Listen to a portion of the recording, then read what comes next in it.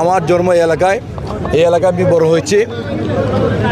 এলাকার সন্তান হিসাবে আমি যেখানেই যাচ্ছি এলাকার জনগণ আমাকে সাদরে গ্রহণ করছে, আমাকে অভিনন্দন জানাচ্ছে। আমি বিশ্বাস করি আগামী নির্বাচনে আমি এলাকার সন্তান হিসাবে এই এলাকার জনগণ আমাকে স্বতন্ত্র প্রার্থী হিসাবে ফুটবল মার্কায় ভোট দিয়ে ইনশাল্লাহ জয়যুক্ত করবেন। আমি যদি জয়লাভ করতে পারি ইনশাল্লাহ এই ঢাকা বড় থেকে মাদক, সন্ত্রাস, চাঁদাবাজি, কিশোর গ্যাং আমি এই এলাকা থেকে উৎখাত করব। আমি এই এলাকার জনগণকে সাথে নিয়ে এই ঢাকা বড়কে একটি মডেল হিসাবে আমি তৈরি করবো ইনশাল্লাহ। দীর্ঘদিন বিএনপি রাজনীতির সাথে বিএনপি নেতাকর্মীরা আপনাকে কেমন, আপনার পাশে? আমি এই এলাকায় জন্মগ্রহণ করেছি, এই এলাকায় বড় হয়েছি, এই এলাকায় আমি রাজনীতি করেছি।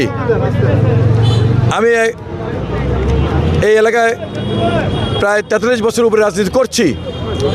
আমি এই মাটির সন্তান, এই মাটির সন্তান হিসাবে আমি যেখানেই যাচ্ছি দলমত নির্বিশেষে সবাই আমাকে গ্রহণ করছে, দলমত নির্বিশেষে সবাই আমাকে স্বাগত জানাচ্ছে। আমরা সাইফুল খান মিলনের সাথে কথা বলেছিলাম, যিনি জামাতের প্রার্থী, তিনি লেভেল প্লেইং ফিল্ড নিয়ে একটু প্রশ্ন তুলেছিলেন। আমি পরিষ্কার ভাষায় বলি,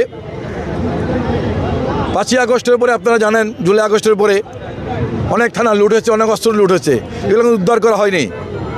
অনেক সন্ত্রাসীরা এখনো প্রকাশ্যে ঘোরাফেরা করছে, তারা কিন্তু সাধারণ ভোটারদেরকে ভয়ভীতি দেখাচ্ছে। তারা আমার গণজোয়ারকে দেখে তারা পরাজয়ের ভয় পেয়ে তারা সাধারণ জনগণকে তারা আজকে হুমকি দিচ্ছে, ধমকি দিচ্ছে যেন ভোট কেন্দ্রে না যায়। আমি বিশ্বাস করি আমি এই ঢাকা বড় জনগণ সকল ভয়ভীতি, চক্রান্ত, ষড়যন্ত্র উপেক্ষা করে বড়দেরকে তারা কেন্দ্রে গিয়ে তাদের পছন্দতম প্রার্থীকে, এই এলাকার প্রার্থীকে তারা ভোট দিয়ে ইনশাল্লাহ জয়যুক্ত করবেন।